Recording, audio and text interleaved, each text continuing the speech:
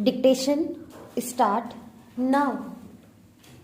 We speak of freedom and of democracy, but these words today do not mean just what they meant some years ago. For instance, when the word democracy first came into being, it did not mean that everybody had the right. It meant that there were a few privileged people who had the right and the vast majority of people who did not. But through the ages of meaning of the words changed and nobody today will accept that limited meaning, and today all the protest movements in the world are because some group or the other feels that those people, whether they are black or brown, whether they are women or young people, are not enjoying their rights which should be there under democracy. This is why these protest movements begin and gather strength. So in India, we are trying to evolve a way in which we can change the society so that little by little those who have been underprivileged through the ages are able to be equal citizens. Firstly, I think this is necessary for human dignity, for democracy, for freedom. But apart from that, from the very practical point of view, it is equally important because if it does not happen, then there will be tension and nobody will be able to prosper and will not have the kind of stable society in which there can be economic progress. India has in the past years progressed a great deal from independence right up to 2010. Our progress was quite spectacular. In 1962, we had a conflict on our borders with China, and our attention was diverted from development to defense, and a lot of money which should have been used for essential roads, schools and other items was used to strengthen our army, because until then we had just now given a single thought to the defense of the country. In 1965 we had another conflict, this time with Pakistan, and we had barely recovered from this heavy expenditure. We had a terrible drought from 3 years. It hardly rained, and suddenly we were faced with near famine conditions. But it speaks of the courage and endurance of the people and their will to cooperate, that even though the situation was so dark, we were able to prevent death through famine, and grateful for the help that we received. But of course, the situation is never so simple, and we have a new sense of security.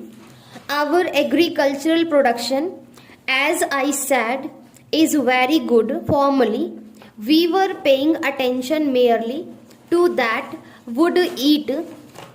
Now we are able to do research in other farm projects, which are called cash crops in industry also. Our productions has trebled. The number of children going to school is now very much greater, about 180 million. Our experience has been that every problem solved means a set of new problems, sometimes the same in different shape and sometimes quite a different one.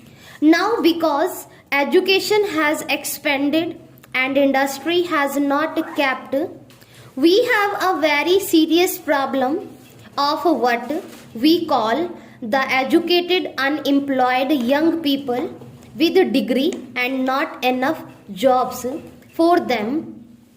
Some of the fault is of our education, but it is of such a general nature that our young people are not really prepared to face the challenges of the contemporary world, and also most of them would like to have a secure job, whereas gradually they must be much more resourceful, take initiative and try to make opportunities and opening for themselves.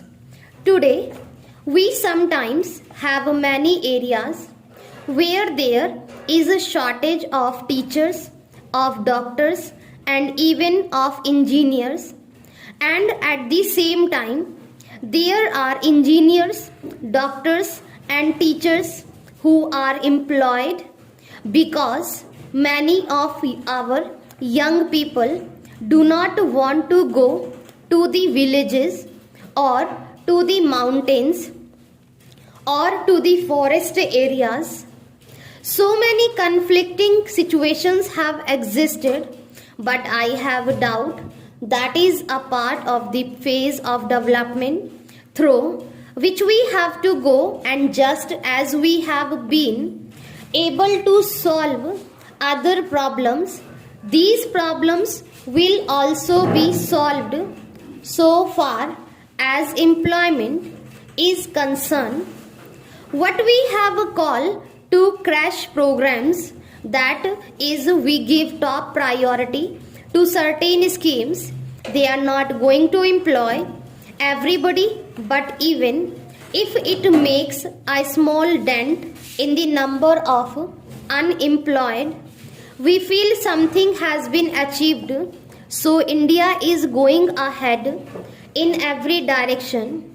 Our last elections have given country a new sense of unity, a new sense of cohesion, and a new direction. What was extraordinary about these elections was not that a political party won a big majority, but that the ordinary people who had never bothered about politics, people who had not voted sometime in earlier elections, took this as their campaign. We had many young people who worked all day in factory or in office or somewhere else, and who gave us their might.